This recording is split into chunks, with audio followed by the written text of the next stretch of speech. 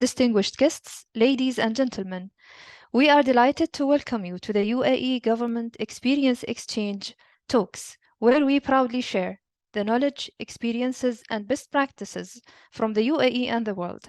Today, we will shed light on Dubai's Department of Economy and Tourism's best practices and its vital role in achieving the Emirates' ambitious vision to be among the top 3 economic cities in the world.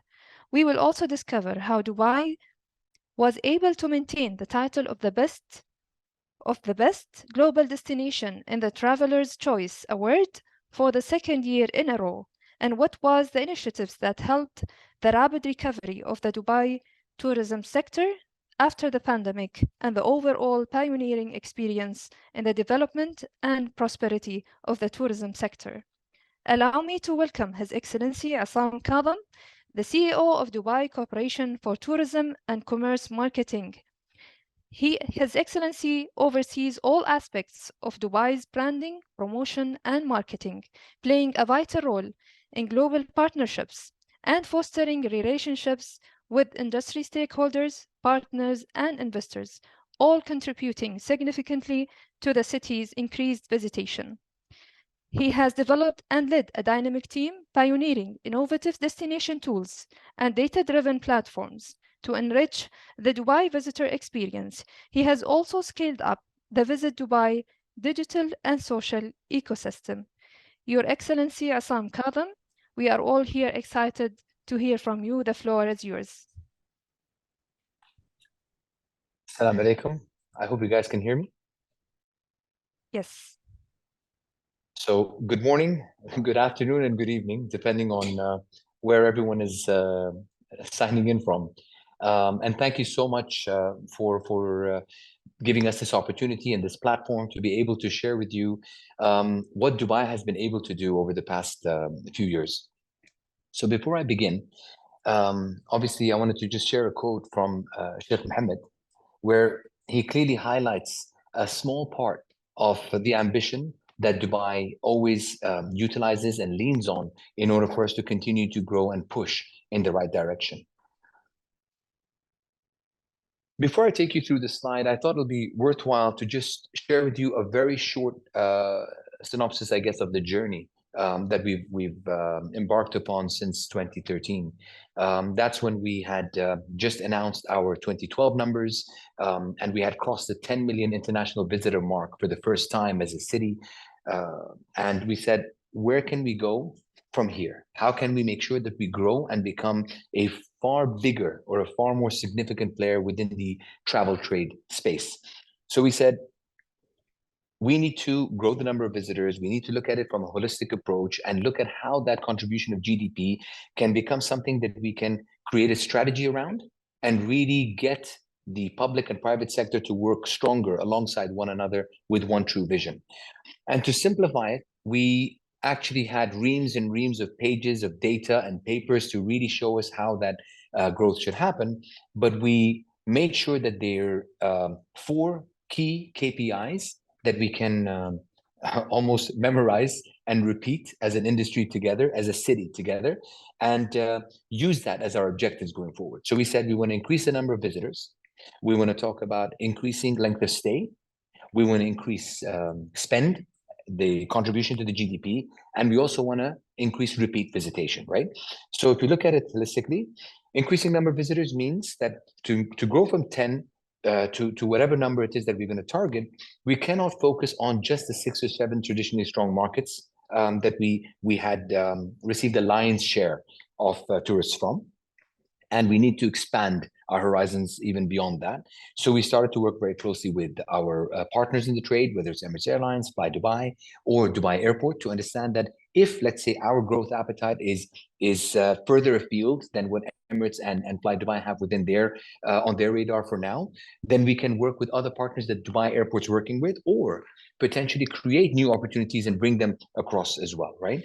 And we moved from 6 or 7 traditionally strong markets to, for example, last year, we were active in almost 80 markets around the world with our campaigns. So it's a major shift from 2013 till today. Then we talked about there was an opportunity because If you look at Dubai Airport, at that point in time, it was one of the busiest international airports in the world, with a lot of passengers at Dubai's doorsteps, but not necessarily coming in, because the success of Emirates Airlines is not just bringing people into Dubai, but it's connecting different parts of the world to one another through Dubai. So we said, okay, let's create a transit opportunity, a stopover opportunity, and at least capitalize on that. And then from that, we make sure that all the service levels of all the guests that experience Dubai is so good that they come back again and again. So that becomes something that we work towards. So they spend a longer period of time in Dubai eventually, and they spend more money in Dubai because they get to enjoy so many things and the variety of things, and they end up coming back as repeat visitors, coming back again and again. So that's in a nutshell of what the strategy was all around. So moving forward, how does that really help us, right? What I forgot to mention earlier is not only within those four marks, we also started to look at business tourism as well. This is, again, when we were at that time, we were DTCM, the Department for Tourism and Commerce Marketing. So we looked at leisure tourism, we looked at business tourism. Business tourism also meant that within our remit, we had the Convention Bureau of the city, where we work very closely with all of the different industries and all of the different associations, understanding exactly what are the key topics or the key agenda items that Dubai as a city will be focusing on, whether it's healthcare, it's construction, and so on and so forth. And accordingly, we make sure that we are bidding for the right conferences and working with the industry as a whole to bring them into the city as a team. Right. And that has also been quite a successful journey for us. And we are amongst the top players when it comes to having the biggest global conferences in Dubai. And some of them also led the successes of a lot of those. If I go back to, I would say maybe around 2003, if I remember correctly, was the time where Dubai had won the bid to host the IMF here. And at that point in time, Dubai was still relatively unknown within this space. A lot of people questioned the decision, thinking, will a city like Dubai be able to manage and handle the complicated event and the complicated needs of an event like an IMF? Not only did we host the IMF here, but we also hosted it in such a successful way that it was highly commended by the organizers themselves as well. So that really catapulted Dubai into another space. And since off the back of that, again, we won many global associations, global conferences. And again, a lot of the associations are set up in Dubai or headquartered in Dubai. And then that led to us hosting the Expo in Dubai as well, and successfully hosting it as well. And before the end of the year in November, we have COP28, right? So again, it shows you the role that has played. But again, from DTCM in November 2021, the decision was made to merge the Department of Tourism and the Department of Economic Development. So today we're not just looking at tourism being one of the key pillars, but now we're looking after all the pillars of economy. And that now added to the four key, I would say, objectives that I announced earlier, two additional objectives as well. That Dubai not only becomes the best city to visit, but it also becomes the best city to work in, and then eventually becomes the best city to live in as well, right? So now we're looking at it holistically across the whole ecosystem. And again, the strength that we have developed from a tourism perspective is being leveraged across all of the different segments and focusing purely on the areas that Dubai has already built its backbone of industry on. And we'll come down to that towards the third part of these slides as well. So from the marketing perspective, I talked about the 80 markets that we're active in terms of our marketing campaigns. But today, we're active in over 50 markets in actual global presence, that we're leveraging these offices and our reach within these offices to ensure that we are constantly getting the message of Dubai out there across every single aspect and every single avenue as well. So they're looking at creating a network of trade relationships, trade partners on the ground, to be able to at least understand and sell the destination in a better way from their perspective as well.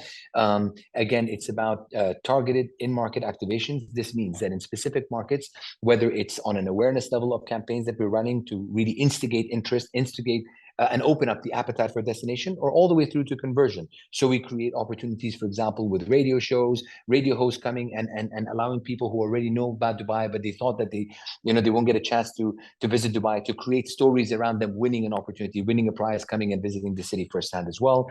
And then, of course, identifying new market opportunities, because there will be a lot of niche opportunities that exist that are unique from market to market, and we don't want to have a broad brush approach across all of the different markets. We want to make sure that Dubai it means something different, not just by geographical location, but also by demographics, and also by time of the year, and also by, for example, from a budgetary perspective as well.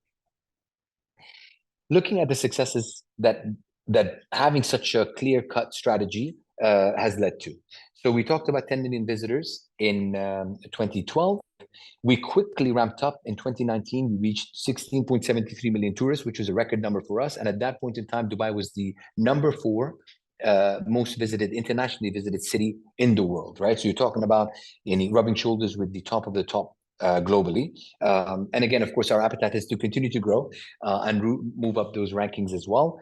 And for the first time since post-COVID, we've actually managed to break the first half record, which was in 2019, and 2023 has been significantly good for us, and we're hoping that this number will continue to grow. And again, bearing in mind that not all the markets have come back to its full operation yet. So this is, again, having a diversified market approach, making sure that we are pulling at every single lever that we have, and really working bespoke on the ground, working with the trade, working with the industry at that level of detail, helps us pull different levers at different times to ensure that we have the best opportunities to capitalize on.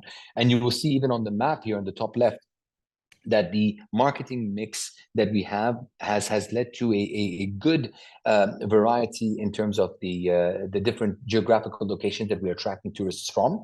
And that's important as well, because this way, at least if there's socioeconomic or geopolitical factors that are dictating where the tourists are coming from, we can quickly shift our focus on another region or another market and continue to capitalize on growth or on growth opportunities from those markets as well.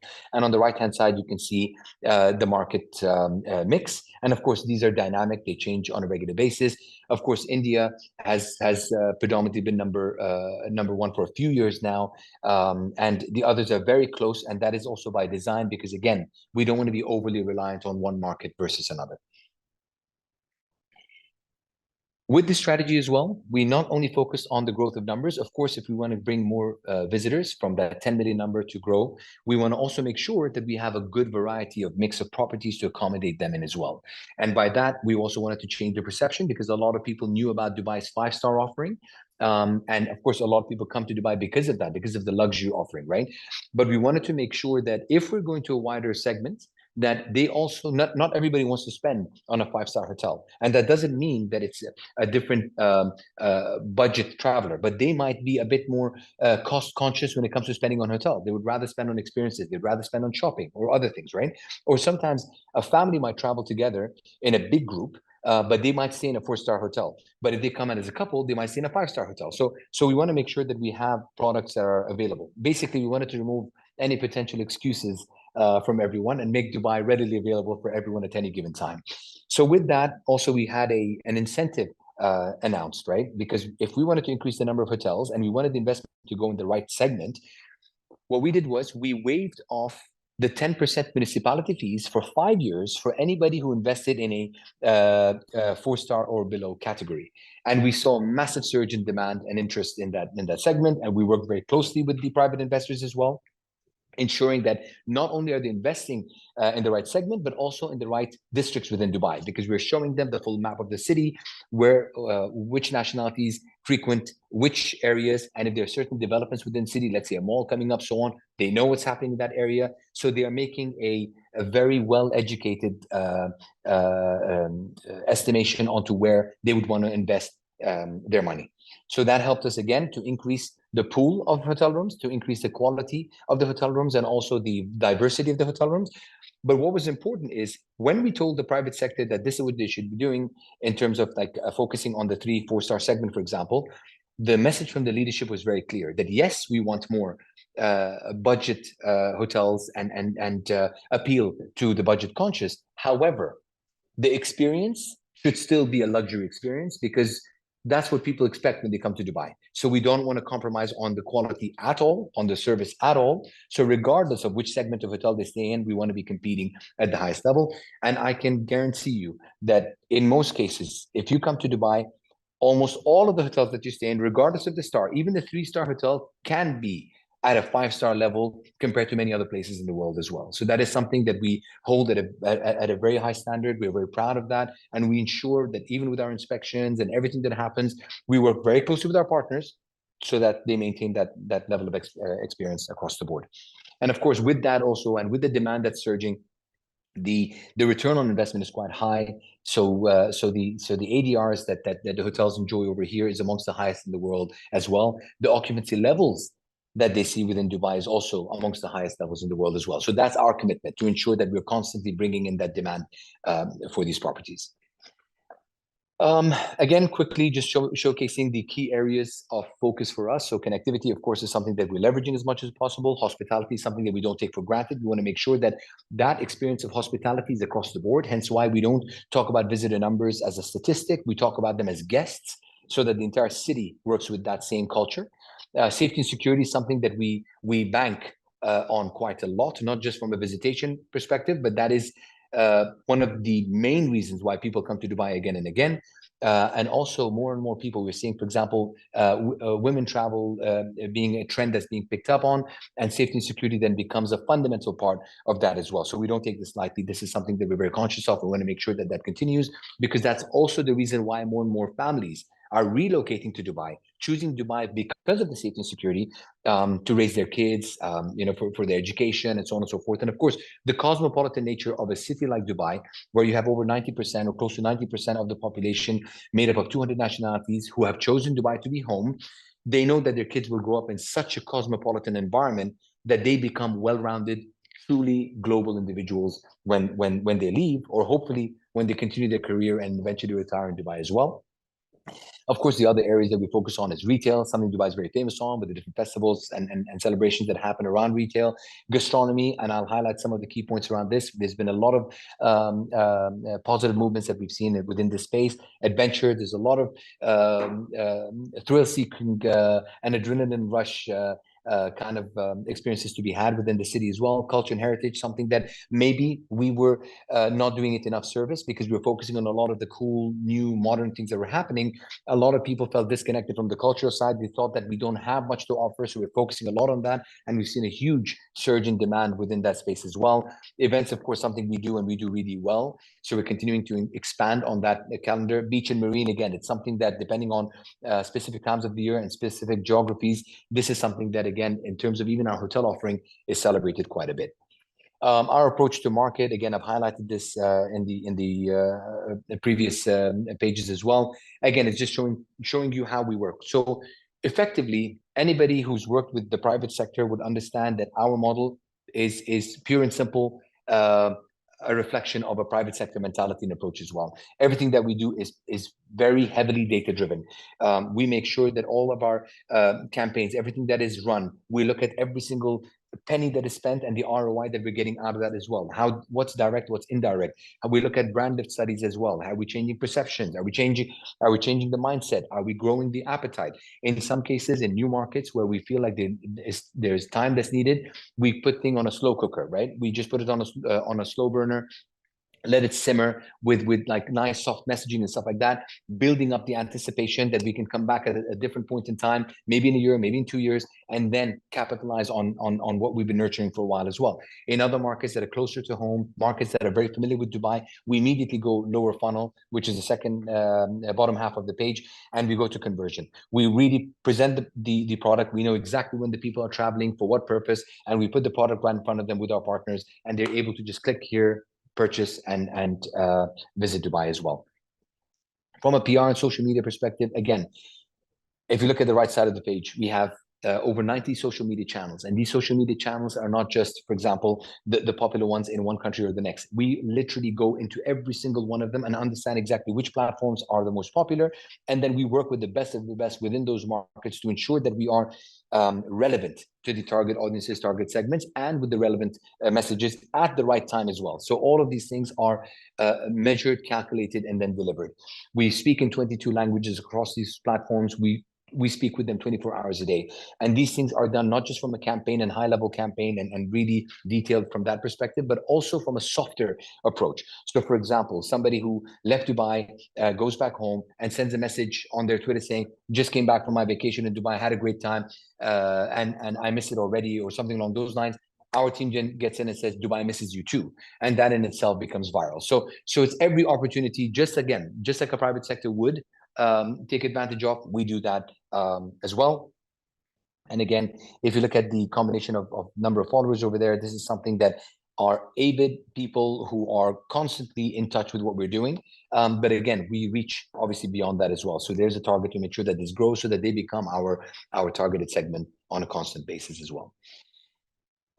Again, public-private partnership, this is something that I've mentioned many times already, but this is something that, again, I have to say hats off to the leadership for bringing the two segments together. And if you effectively look at it from a Dubai Inc. perspective, that's how we refer to it internally. It's almost like the leadership formed the chair or the vice chair role within this board, and then you have the private and public sector that are represented across the board, and they genuinely discuss from the private side what's working well, what can be done better, what are things that maybe they've seen elsewhere around the world that maybe we could apply over here, and all of these things are applied, are actually tested, piloted, and then applied if it makes sense.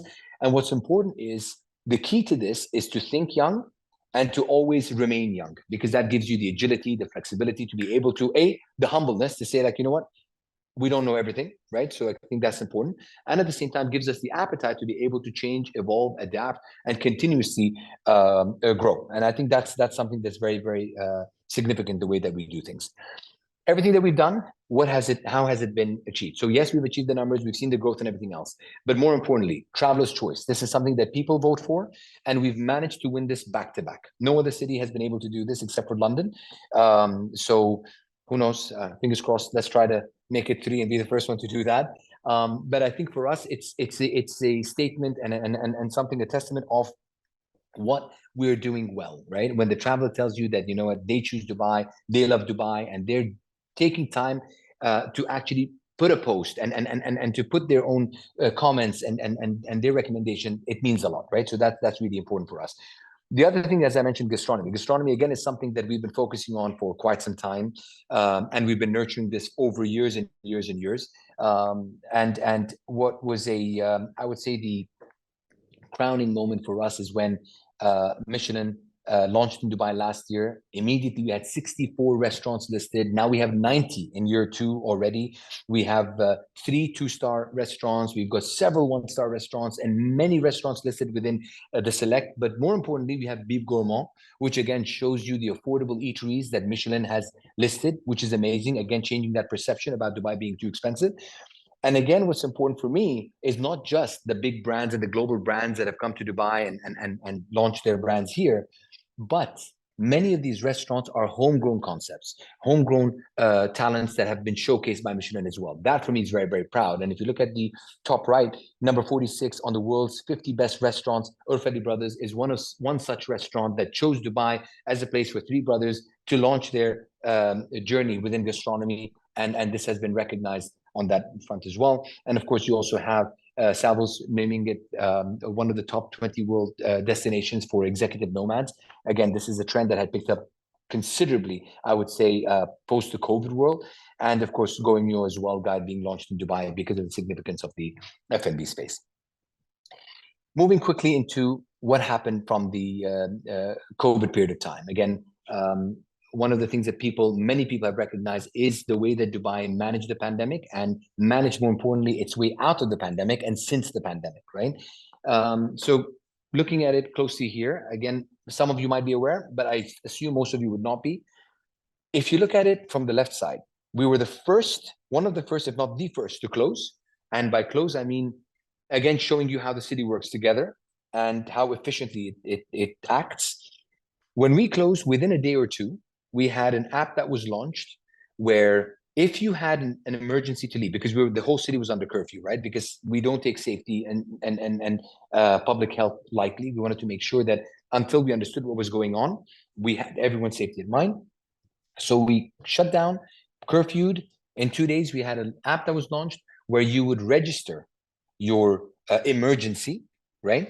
And you put in that request with what that emergency is, where you need to go in order to address the emergency, whether it's a hospital or let's say it is something that there's a pharmacy or it's a supermarket or whatever it is.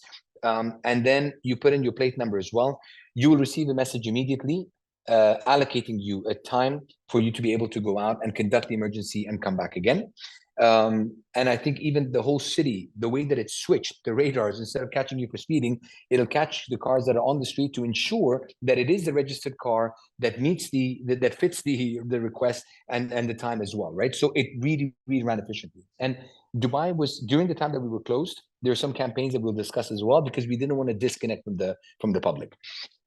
But while all of this was happening, we also worked collectively again as for public and private sector on making sure that not only do we have our safety measures in place and all of the safety protocols that people already are very well versed in, but we needed to understand exactly what are the, as we're learning, what are the new things that we would need to apply in order for us to open again. So we knew we were going to open, right? The question was, when would we be ready? And what are these measures that we need to have in place in order for us to be able to open again safely?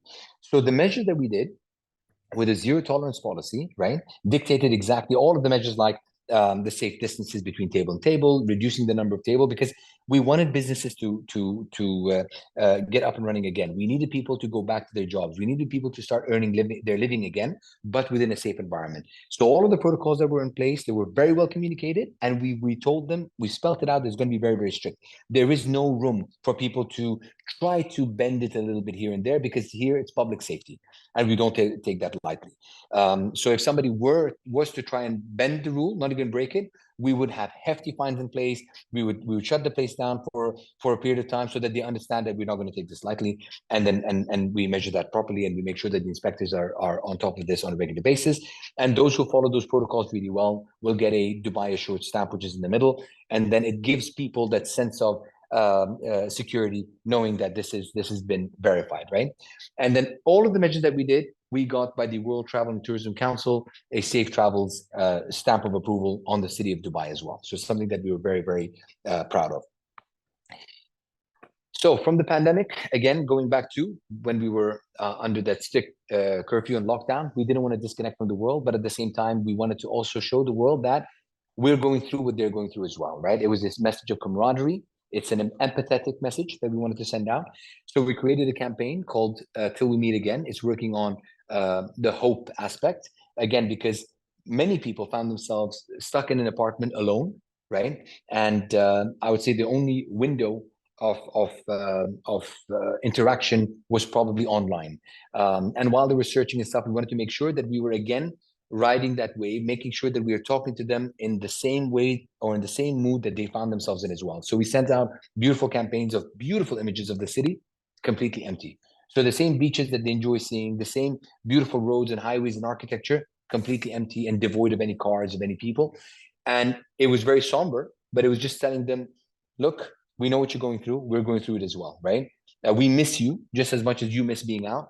So let's just think of ourselves right now, think of our family, think of our health and well-being, and we will meet again, right? So it was that kind of a message. Then we quickly started to then notice that there was a trend. People are picking up, they're loving the content, they're sharing it. You know, it strung the right chord with them.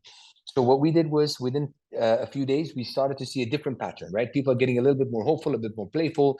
They're getting a bit more comfortable within that space, but obviously they're frustrated being in the confines of those four walls.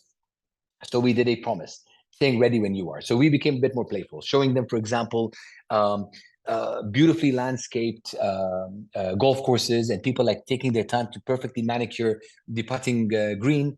But then we're showing you somebody in their living room because they can't leave, trying to putt within their living room and into a glass, right? And showing them, you know what, we will be ready when you are as well. So it was very playful, it was very funny. It gave people a chance to also create their own content on them being ready when we are as well. So it was a very nice banter between the destination and the followers.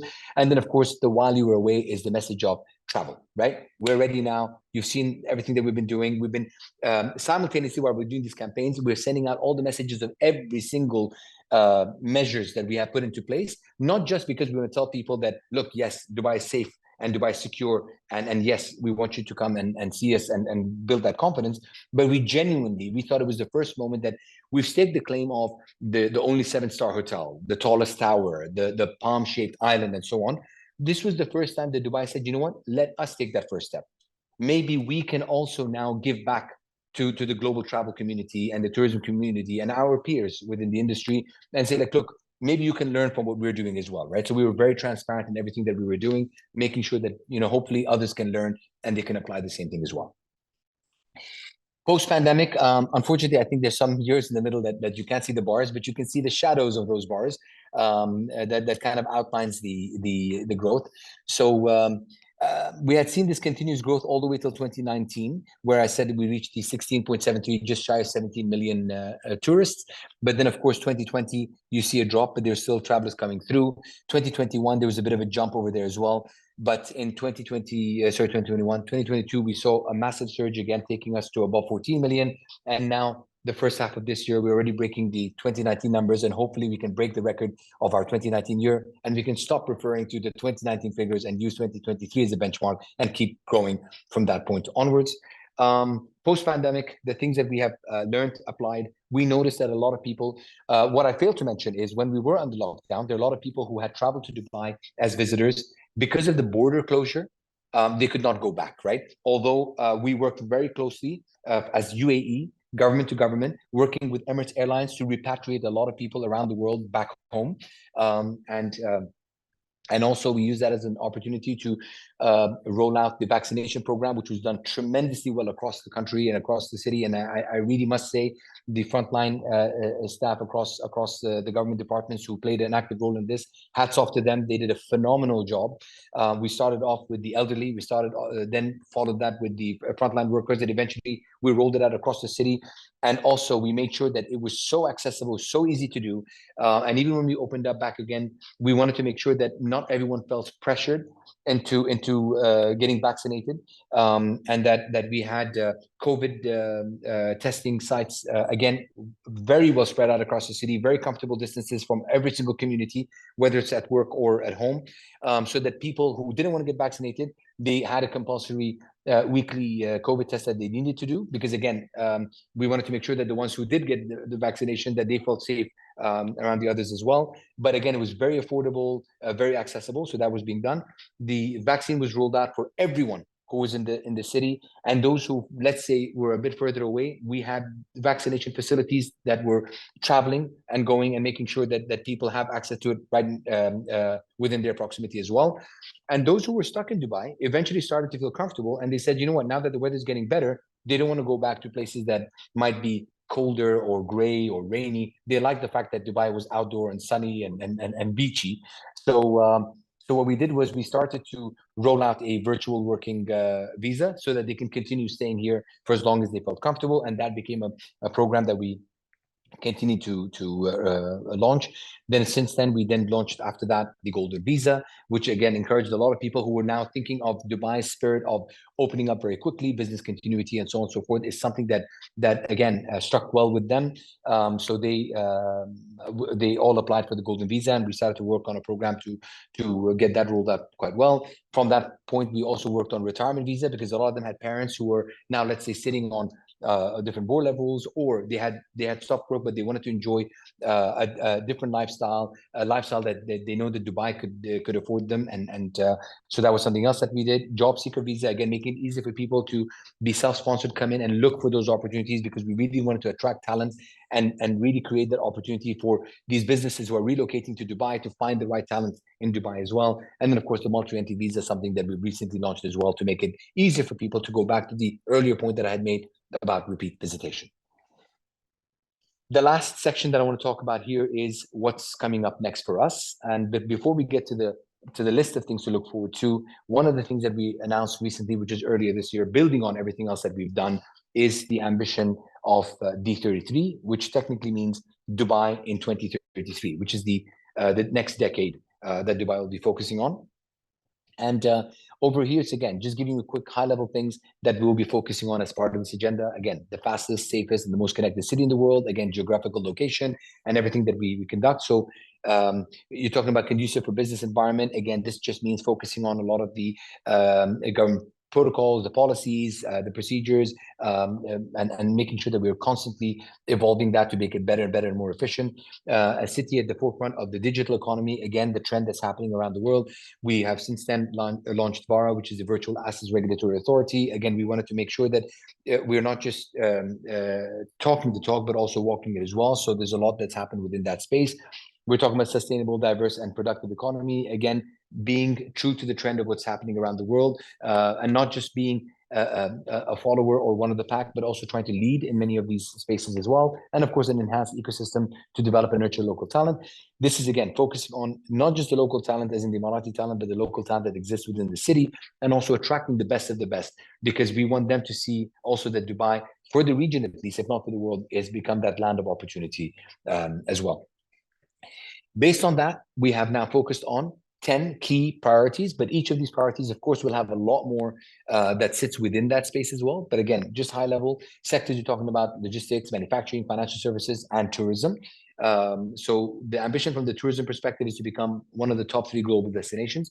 But if you look at the logistics aspect of it, and you're talking about what Emirates Sky Cargo do and DP World, and the fact that we are one of the largest port operators in the world, it just makes sense. And these are things, trade is one of the pillars that Dubai historically has built its success on as well, and tourism, of course, being another one of those as well.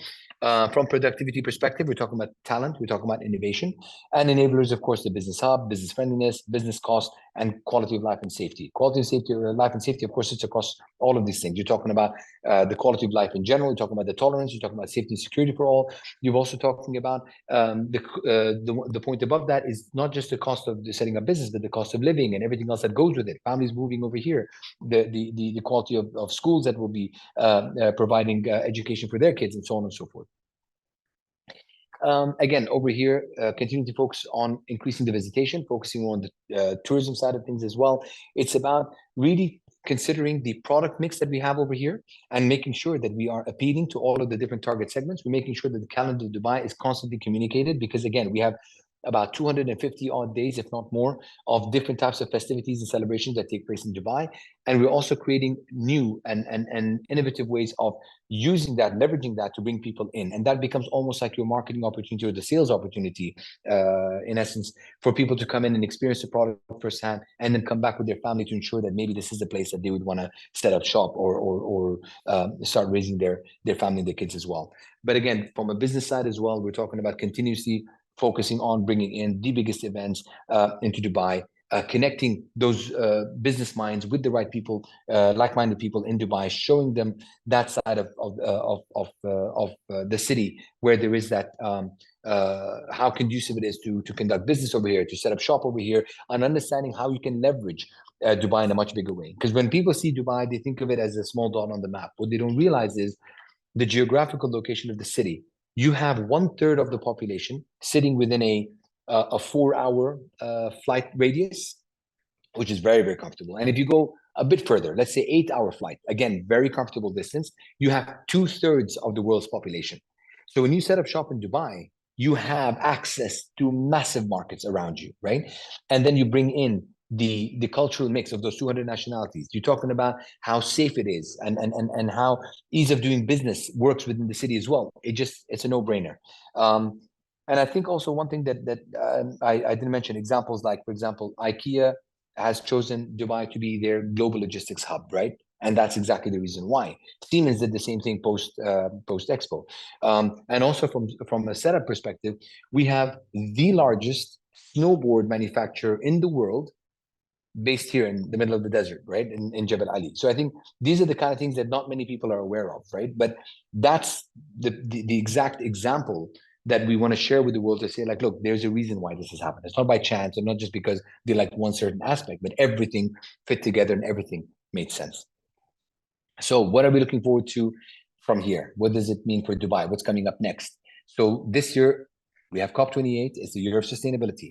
We talk about 2031. That's the UAE tourism strategy. 2 years from there is the D33 plan that I talked about, which is achieving Dubai's economic agenda, it's about doubling the Dubai's GDP. Then you're talking about 2040, 7 years from there. It's about the urban master plan for the city as well, talking about well beyond just the core aspects of the business, but also the livability aspect and everything else that Dubai is doing for that. 10 years from then, we're talking about UAE's agenda to become net zero. And that's a massive strategy that we're genuinely, seriously focusing on going forward. Not only there, we don't stop there, but we're talking about Dubai from 1971 to 2071. So we have a UAE centennial plan of what does that mean for the future of the UAE as a whole. With that, I wanted to just bring the presentation section to an end, and I thought it'll be much better use of time to maybe open the floor for any questions that the guests might have. Thank you so much, Your Excellency, for sharing this distinctive and unique model, let's say, full of inspirations. I think now we can open the door for any questions, discussions. Anyone would like to speak up, he or she can raise his hand, or you can write the question in the Q&A button. I think, Your Excellency, we can start with the first question from Renee. She's tackling the gastronomy pillar.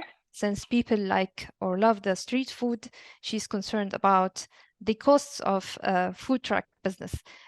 She thinks that the cost of having the food truck business is quite high in Dubai. And the second observation is their locations. She thinks it's far away from the tourist attractions. I think that's a fair enough point, right? And like I said, I think when it comes to the cost of setting up, this is something that we're constantly looking at, right? And we have relevant departments that can help focus on this and hone in on this in a much better way. Because part of the projects, as I mentioned, from D33 is to reduce the costs across the board. So we are constantly reviewing and assessing. So, for example, if I bring this back home to our side of from a DET perspective, very recently, since the announcement of D33, we've actually waived off the ticket fees and other fees that sit within our remit to make it easier for people to have events and hold events in Dubai. So the same can be done once we've seen I would say, an analysis done based on the comments and the feedback that we get on the cost of setting up trucks and evaluating that and seeing where are these costs coming from, what are they based on. We can review that for sure. When it comes to the locations, this is something that we're constantly reviewing, because within our Dubai Festival and retail establishment, their focus is to create more and more events across the board. And within those events, we have one that's called Dubai Food Festival, which focuses primarily on the gastronomy side of Dubai.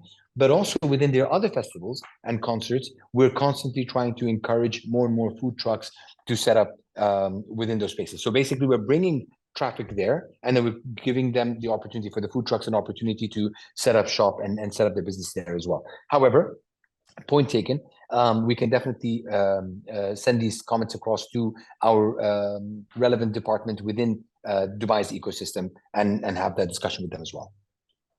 Thank you so much. The second question from Brazil, that the hotel categories are, you said that it's united at 3 levels: economy, standard, and luxury. This creates a difficulty in meeting the standards of study and regulations established by the World Tourism Organization. To conduct a thorough research, it is necessary to collect information from both residents and non-residents. Sorry, yeah. that's a comment. Okay, so from our that's a comment. So that's fine, I think. But from our perspective, what we would do is we would never work on the bare minimum, right? I think that is one thing that we definitely don't do. What we do is we work on the highest level of standards that there is, right? So when people talk about 7-star, definitely Burj Al Arab is not a 7-star hotel. That category does not exist, right? It would be 5-star, but if you give it a 5-star rating for anybody else coming from anywhere around the world, it would be doing it a disservice, because it is not necessarily like any other 5-star anywhere else. Hence why people refer to it as a 7-star hotel, even though it isn't. So for us, when we talk about a 3-star, we have our own set of requirements that it might actually be much higher than any other 3-star around the world. And we know that, right? But we're fine with that, right? As long as for us, as far as we're concerned, that's the issue. The problem that we have to deal with is communicating that globally. Because if somebody would discount Dubai as a destination because they're used to going to 5-star somewhere else, and for them the standard of 5-star is the bare minimum that they would accept, they don't know that, yes, even if you can afford a 3-star in Dubai, a 3-star would be probably better than that 5-star that you stayed at. And that's where the challenge that we have. But it's a good problem to have, and that is something that we will constantly work towards, because for me, I want to make sure that there isn't any 1-star, 2-star, 3-star anywhere in the world that can even compare to the ones that we have. Great, thank you so much. So to move to the second question, what are the expectations for COP28, like numbers of visitors? Is there any estimation? That, to be honest with you, it would sit with the COP team. Unfortunately, I'm not the right person to discuss that. However, what we do is we focus on any major event, whether it's COP28 or even let's say a smaller one, right? We make sure that the entire industry is working together, and from our side, we leverage that as much as possible across all of the different markets that we have, and as I mentioned, the offices that we have, 50+ offices that we have around the world, to find the right, for example, business leaders or industry leaders, people who find this topic interesting to them. And also at the same time, we create fan trips for journalists and stuff to come to Dubai to cover that topic and cover those stories as well. Because for us, like I said, there are many segments and many avenues that we can leverage from any such opportunity, and we do capitalize on them as much as we can. Great, thank you so much. So the third question is, how you managed to be in 50 different markets financially? See, this is a very good question, because for us, like a private company, right? I would say, and I can say it confidently, right? We don't have as deep a pocket as I would say many other big players within the region, right? So we have to be, and again, we're talking about a city, right? So our budget again becomes even smaller. So we're focusing on maximizing the return on investment. And for us to be able to do that, we then look at every single market separately, right? And we look at our overall goal. Our overall goal is to increase the number of visitors into the city, right? So that's the main target. Then we look at all of the markets, market by market. Where do we get the lion's share from? And then we look at what is the potential of growth that we see? And that sits across many different things. All of our key partners, the local partners, need to also feed into this as well, right? How important is that market to them, and so on and so forth.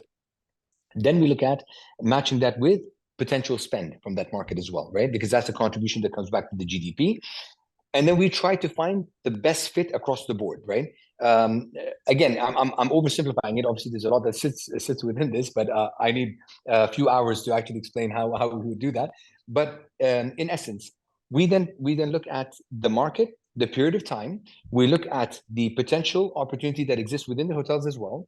We identify matching the key opportunity within the calendar with the key market, with the relevant partners, and create campaigns and messages that go into market at that time. Now, by market, what also differs, especially pre-COVID, now it's a bit closer, but pre-COVID, every market has a different behavior when they decide, when they plan, when they research a destination, and when they purchase. Some markets actually buy their holiday 6 months out. Others buy it a week out, right? So each one of them will have a completely different approach by market. I don't know if this is answering the question, but I hope that it's leading towards understanding how we work. Thank you so much for your comprehensive answers, actually. I think let's wait for 1 more minute. I encourage all the participants to ask as much as you can. It's the first time to have Dubai Tourism with us here. It's an opportunity, and he gives us this precious time.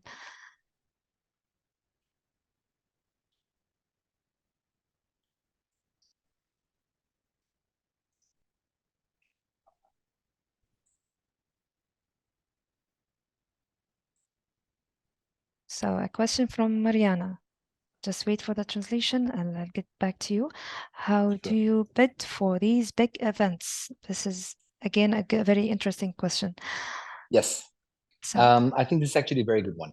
What we do over here is, of course, key thing is to identify your priorities, right? So for us, what we do is we look at the key pillars or topics that are interesting to us. Like I said, whether it's healthcare, whether it's agri-tech, for example, or it's construction and so on, right?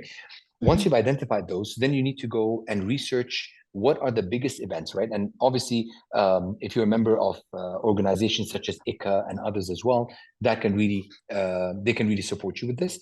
But then you look at what are the biggest events within those segments and within those topics. And then you see what's the pattern of these events. For example, are they only focused on North America, or are they ones that travel the world, right? And if they Yes. are ones that travel the world, you will see how often do they go to one region? If they've been to a region next to you, does that mean that it reduces your chance of winning that bid again or not? So you have to analyze it that way. Then you get a pool of events that make sense. Once you've gotten that pool and you've identified that pool, in most cases, in order for you to bid for any specific conference, you will need members from your country that are members of that association that event represents. And if you have those members already, you can get it from the directory from ICA. You can reach out to them and start creating a committee with them and working on a project from there, which I'll get to. If you don't have a member, but it is a topic that's important to you and it's an event therefore important to you, what you need to do is you need to find out, then you do your own homework and find out who are the people who will be qualified to be a member of that association, and you work with them to get them become members, and therefore you then set up your own qualification. Then what you do is you work with the entire city. So for us, for example, in most of our bids, we will work with the airline partner, with the airports, with immigration. We will work with the Road and Transport Authority. We will work with, for example, even hotels. In some cases, the hotels will come with you because, let's say, the event is important to them, and they will be booking, let's say, the conference facility within that hotel. They would want to make sure that they also secure the guests in their hotel as well. So they might come in with a commitment of blocking X number of rooms at a specific price, so that, again, the more of these support you have with you, the stronger your bid presence would be. You will then submit that document, because the association will tell you exactly what that needs to entail in terms of details of the event itself. Once you submit that, if you are shortlisted, then you go and attend. In most cases, you attend the last edition of that conference, and on the last day of the conference itself, you come along with that team and you present your bid to the panel, and then they will do the assessment, and then they will award you, hopefully, the conference. That's great. Thank you so much, Your Excellency. Do you encourage sustainability certifications? Like, do you have specific standards for the tourism companies? Do you have a stamp or something like that? Yes, we do, of course. And I think this is something that's becoming a hot topic going forward. And it has always been one of the key topics for us as a city as well. Even recently, you can see that there's a lot of talk about moving more and more towards renewable energy and so on. So there's a lot of focus on that side. What we've done is, from a tourism side, a few years ago, I think a couple of years into our strategy being launched as well, before it became a global trend, we started encouraging hotels because, again, look, it's easier when you're building the hotel to design it that way, but it becomes more costly to retrospectively spec out a property as well. But what we've done is we've created almost like awards and recognition in order to encourage more and more people to move in that direction as well. And then also we have created a logo that sits within the, let's say, how you have stars outside a building, but there are also logos that can be used to kind of highlight that there is a sustainability element of this hotel, and depending on how high a standard that is. But what's more important, which I failed to mention over here as well, is a segment that we've been focusing on for years as part of Dubai, is people of determination. And it's something that is a hugely important topic for us. We have most of our hotels, if not all of them, that are very well qualified to cater to that segment. We even have within Dubai Tourism, within the Department of Economy and Tourism, a college for tourism as well. And many of the programs that they have within that focuses on this segment specifically, because we want to become the destination of choice for them. And we already are well ahead of many established countries around the world within this segment, and we're very proud of that. And this is an area that, again, we're thinking about creating a certain type of classification so that we become front and center and people know that Dubai is the best city for them. Great. Your Excellency, talking about the College of Tourism, is it open for other countries also to learn from our practices? The way that we do it now, just to give you an example of how we use it, right? Um, right now, what we do is we work with the industry on the ground over here to train and develop them, because again, we want to make sure that everybody who comes to Dubai, and this again, whether it's hospitality or not, some others are using it as well, is to train staff that have moved to Dubai recently to get them quickly up to speed on the culture of the city, Great. and they get to recognize the city in a much better way, and also at the same time to be able to serve the guests and the customers, and in some cases their business partners who come from abroad, in a much better way as well. So that's one side of it. The other side is also to train and develop our trade offices around the world, so that our trade partners get their sales agent on board and online. They self-train their programs that they qualify themselves in, and the better they become at selling the destination, obviously the more commission they make, but more importantly, the better they become, because it's a gamified approach. What we've created is effectively is a online game where they compete with one another in a virtual environment, and they're presented cards, and every card represents a certain type of a client. And the better you are at selling Dubai as a destination with everything that Dubai has to offer, based on their budget, their needs, their likes and dislikes, and so on, the more points you collect. And the more points you collect, obviously you win. And you win, not only have you educated yourself, but you win a chance to come to Dubai and visit it for the first time and really experience Dubai. So so it's really creating a tool that incentivizes you not just to learn, but to sell the destination better and win prizes as well. So that's effectively what the tool is for. Great. So another question, Your Excellency, what are the recommendations that you can give to small countries to boost their tourism sector? The best thing is, I would say, is to focus on your key strengths, right? Again, the problem sometimes what happens is you end up spreading yourself thin, and you're trying to be something for everyone, and you end up becoming nothing for anyone, right? So rather than doing that, I think it's very important to focus in on your ambition, on the areas that you know are areas of your own strength. Really own that space, because that creates that unique aspect, right? Leveraging the people, leveraging the culture, leveraging the uniqueness, whether it's of the cuisine and so on and so forth, and then building the strength around that.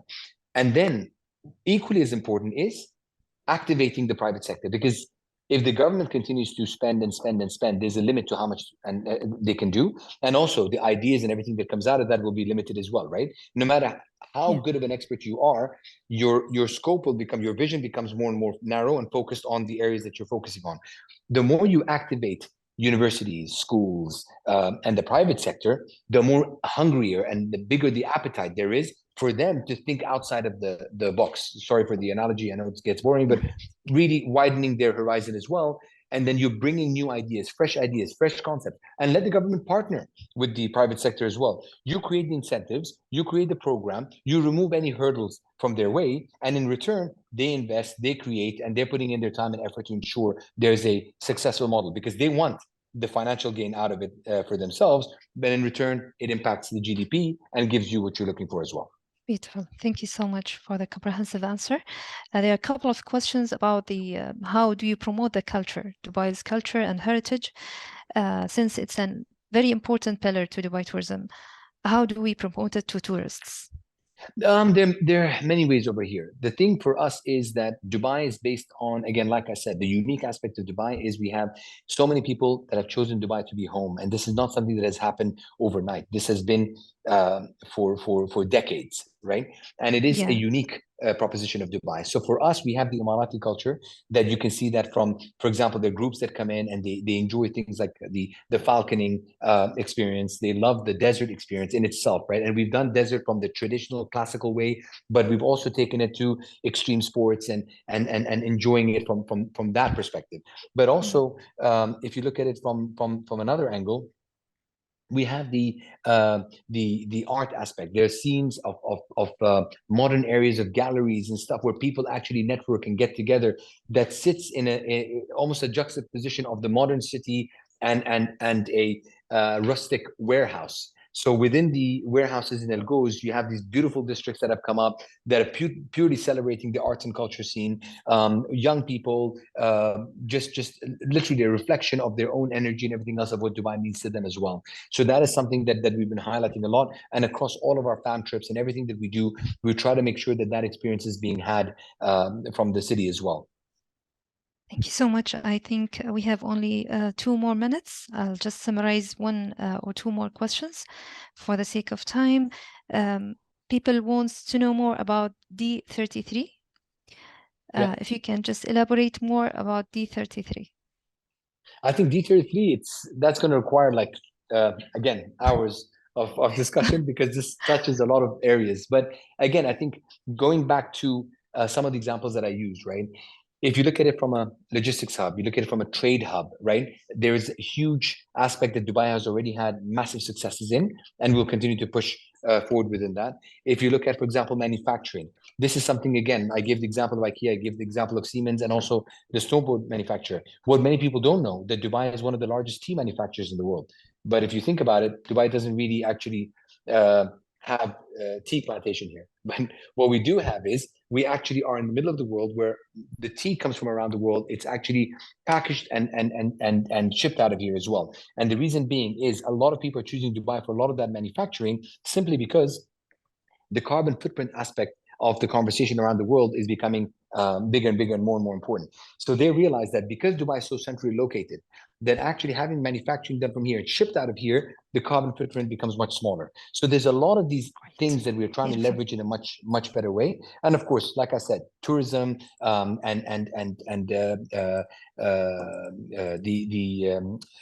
what's it called? The e-commerce side and the fintech. All of that is becoming something that we're focusing on a lot. Agri-tech as well, by the way, because again, during COVID and lockdown, we saw a lot of vertical farms come up, and we have one of the largest, if not the largest, vertical farm in the world in Dubai right now, and it is very sustainable. It is done in such an efficient way where now most of the supply that's needed is actually coming out of those farms as well, and many hotels, massive hotel chains from around the world have actually signed up to that, and they're taking millions of tons of food and produce from these facilities as well. So a lot of these changes are happening dynamically on a regular basis. Thanks a lot, Your Excellency. If you allow me, maybe the last question, and we will close the session. Absolutely. So, okay. So talking about the hotels, people are asking, or TISA is asking about, does the government build hotels according to specifications of certain brands, or it's like hotels are coming here and they run it their way according to their specifications or the government specifications? There are many other ways, right? So for us, for example, what we do is we educate the market about the areas that we will be focusing on going forward, districts that we'll be focusing on going forward, or showing them the roadmap of development of specific areas and what's the agenda and what's the plan, right? Yeah. And then we let the private sector decide on what areas are of their interest, and then they can come and talk to us, and we can actually sit with them and explain to them what are the kind of ideas that would work successfully in these areas, or they come to us with ideas and we tell them where we think that would fit best, and then we find that areas that or the information, so almost like consulting with us, and we give them all the information that is needed, because again, creating a property that would add value to that space is just as important as for us as it is for them, right? And then they want to make sure that if we as government are going to be investing a lot of effort in that area, driving footfall there, driving attention there, creating an industry there, they want to be in that space as well. So this works across not just hotel, across everything else that we do as well. Thank you so much. That's really comprehensive.